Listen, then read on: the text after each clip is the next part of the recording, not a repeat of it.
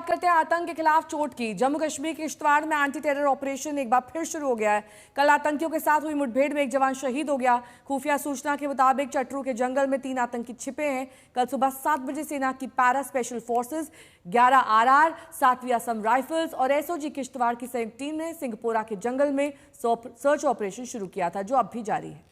और देर शाम जम्मू कश्मीर के डीजीपी भी इस एनकाउंटर वाली जगह पर पहुंचे। उन्होंने इस हालात का जायजा लिया। दूसरी तरफ नेपाल के रास्ते लगभग 35 संदिग्ध दहशतगर्द भारत में घुसने की फिराक में है और सीमा सुरक्षा बल इस समय हाई अलर्ट पर है।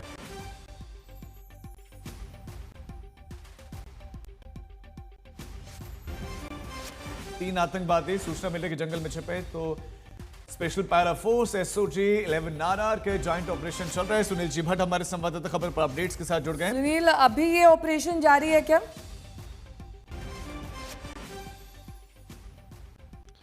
जी बिल्कुल। क्या आप अपना सवाल दोहरा सकते हैं? ये ऑपरेशन अभी भी जारी है या फिर मिशन पूरा कर लिया गया है?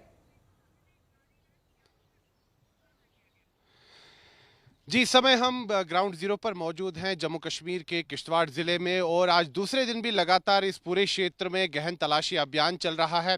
आज सुबह से ही चाहे भारतीय सेना हो, जम्मू कश्मीर पुलिस हो, सीआरपीएफ हो, तीनों जो सुरक्षा बल है यहाँ पर जंगल के इलाके को खंगाल रहे हैं। प्रयास यही है कि उन आतंकवादियों का पता लगाया जा सके जो कि इस पर्वतीय क्षेत्र में छिपे हुए हैं। इस समय भी अगर आप देखिए, मैं आपको यहाँ का भूगोल दिखाना चाहूँगा। देखिए कितना दुर्गम स्थान है, घने जंगल है, ऊंचे पहाड़ है और ऐसे स्थानों पर आतंकवाद विरोधक अभियान चलाना जो है काफी जटिल कार्य रहता है।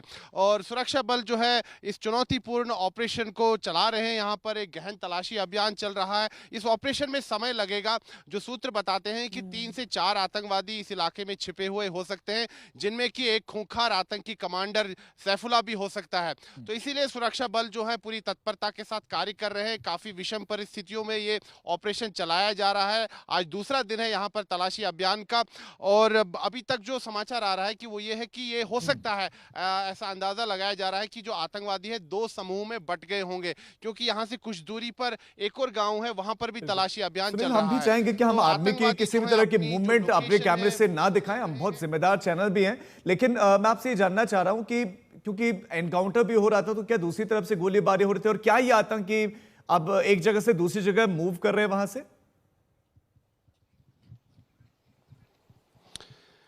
जी, ऐसा जो है शक जताया जा रहा है कि हो सकता है आतंकवादी जो हैं अपनी लोकेशन बदल रहे हों, क्योंकि यहाँ से कुछ ही दूरी पर एक और गांव है, वहाँ पर भी एक तलाशी अभियान चल रहा है।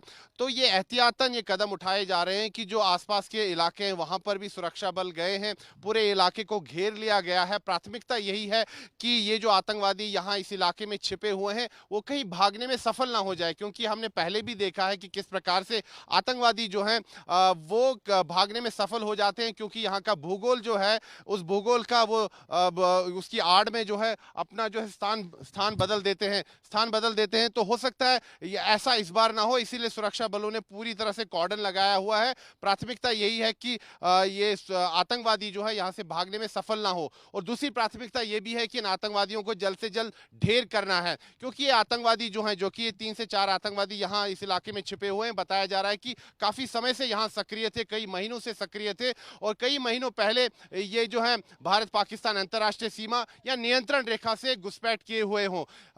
इस पूरे ऑपरेशन के बारे में आपको मैं बता दूं कि ये जो आतंकवादी है यहाँ कई समय से छिपे हुए हैं, कई महीनों से छिपे हुए हैं और ये जो सुरक्षा बल है समय समय पर जब इनपुट आता है तो उस इनपुट के आधार पर वो यहाँ पर ये तलाशी अभियान चलाते हैं।